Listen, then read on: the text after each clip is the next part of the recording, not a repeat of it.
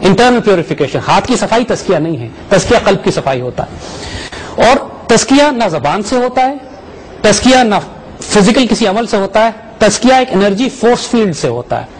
یعنی جب آپ کسی انسان سے, جس کو آپ وائبس کہتے ہیں, good vibes and bad vibes, اس کی انرجی کی فورس فیلڈ اتنی وصول ہوتی ہیں کہ وہ پورے معاشرے کو انفلوئنس کرنا شروع کر دیتی ہیں.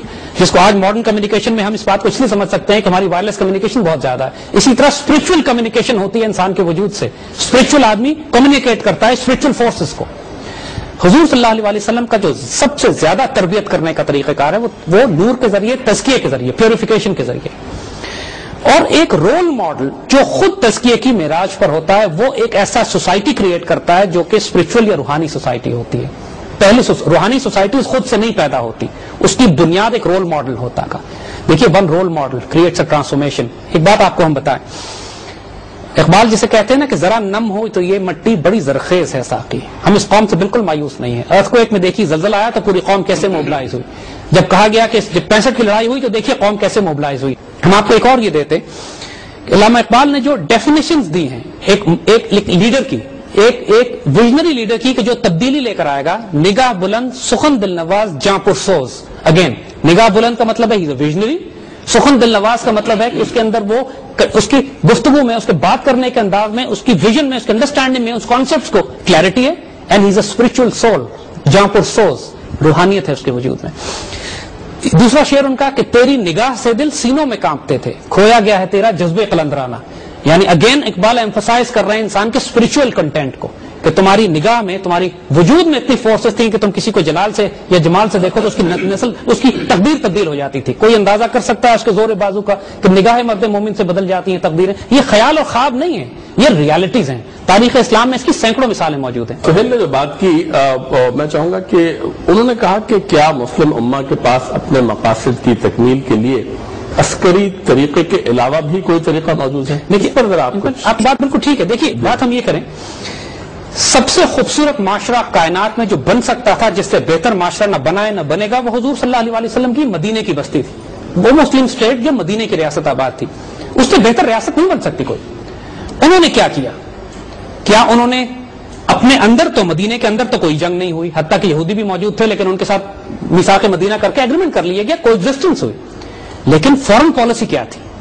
جب مکے کی ریاست فساد کرنے پہ تل جائے اور خیبر کے یہودی جب مسلسل فتنہ کریٹ کرتے رہے, تو اس معاشرے نے کیا ڈپلومیسی اور کیا فورن پالیسی ڈپلوائے کی تھی؟ وہاں بدر بھی آئی, وہاں احد بھی آئی, وہاں خندق بھی آئی, وہاں پہ فتح مکہ بھی آیا, وہاں حنین بھی آئی, وہاں پہ خیبر بھی فتح ہوا. دیکھیے, اٹس ناٹ ایوری ٹائم کہ مسلمان باہر جا کے لڑے ہوں. آپ پوری سنت اٹھا کے دیکھ لیجیے, فتنے وہاں سے آئے تھے, اور جب فتنے باہر سے آئے تو وی ہیو ٹو ریسپونڈ. ناظرین, ہم ایک چھوٹا سا وقفہ لے رہے ہیں, اس کے فوراً بعد پروگرام میں دوبارہ خوش آمدید. ناظرین, ہم آپ کچھ پوچھنا چاہ رہے ہیں؟ ایک تو آئی واز ویری امپریسڈ, اور مجھے اتنی اسلامک اس کی نالج نہیں ہے, لیکن جو تھرسٹ ہے آپ کے ڈسکشن کا, اس تھرسٹ سے مجھے تھوڑا سا اعتراض ہے. اور اس تھرسٹ سے مجھے اس لیے اعتراض ہے کہ وہ کہیں جا کے جڑ جاتا ہے اس کلیش آف سویلائزیشن سے جس کو ہم آج کی دنیا میں وٹنس کر رہے ہیں. اور آپ نے بھی جن احادیث کا حوالہ دیا, وہاں مجھے لگا کہ بہت سلیکٹو استعمال کیا گیا, کیونکہ اسی اسلام میں اکاموڈیشن بھی ہے, اسی اسلام میں رواداری بھی ہے, اسی اسلام میں ضرورت کے تحت کمپرومائز بھی ہے. اور جس دنیا میں ہم آج سانس لے رہے ہیں, وہاں کیا مسلمان کنفرنٹیشن مزید افورڈ کر سکتے ہیں, اور یہ کنفرنٹیشن پھر ہمیں کیا دے گی؟ آپ کا سوال, آپ کی بات ٹھیک ہے. دیکھیے, میں نے وہی بات جو اس پہلے سوال کے جواب میں ہم نے کہی تھی کہ کنفرنٹیشن ہم نہیں کر رہے ہیں. آپ مجھے دنیا کی کوئی ایک جگہ بتا دیں جہاں مسلمانوں نے اپنی سرحدوں سے باہر نکل کر دوسرے ملکوں پر حملہ کیا. Give me one example in this world today. Every occupied land in the world today belongs to Muslims. دشمن ہمارے علاقوں میں داخل ہوا ہے, ہم تو ان کے علاقوں میں نہیں گئے. جتنے مسلمان علاقے دیکھ لیجیے, occupied lands مسلمان ہیں. We are not creating troubles. We are only responding. بلکہ ہمارے کچھ بچے ریئیکٹ کر رہے ہیں. دیکھیے, ریئیکشن ہوتا ہے ایکسٹریمزم کا, جیسے دہشت گردی, اور مسلمان بچے غصے میں اور ناراض ہو کے دہشت گردی کی کیمپین پہ اتر آئے. ہمیں رسپانس ڈیولپ کرنا ہے. رسپانس کمپریہنسو ہے, اس میں ملٹری بھی ہے, ڈپلومیٹک بھی ہے, پولیٹیکل بھی ہے, اکیڈیمک بھی ہے, اکنامک بھی ہے, جیو اسٹریٹجی بھی ہے, جیو پولیٹیکل بھی ہے, اور میڈیا وائز بھی, انفارمیشن وارفیئر کا بھی ہے. صرف بم پھاڑنے سے سویلائزیشن کا مقابلہ نہیں کیا جا سکتا. سو The point is کہ آپ کی بات ٹھیک ہے if we accept the argument on the face of it, لیکن what is the reality on ground? The reality is کہ Muslim lands are being invaded. جب مسلمان لینڈز پر حملہ کیا جا رہا ہے تو مسلمان کیا ریئیکشن دیں اس کے بعد؟ عام طور پہ اس طرح ہوتا ہے کہ اللہ ایگزسٹنگ وسائل اور ریسورسز کو استعمال کرتا ہے انوائرمنٹ کریٹ کرنے کے لیے، اور تحفے کے طور پر ایسے لوگ بھیج دیتا ہے جو کہ ایک تبدیلی لے کر آتے ہیں. ہر دور میں مجدد آتے رہے ہیں، ریولوشنریز آتے رہے ہیں، ریوائولسٹ آتے رہے ہیں، لیڈرشپ آتی رہی ہے. علامہ اقبال اپنے حالات کی پیداوار نہیں تھے.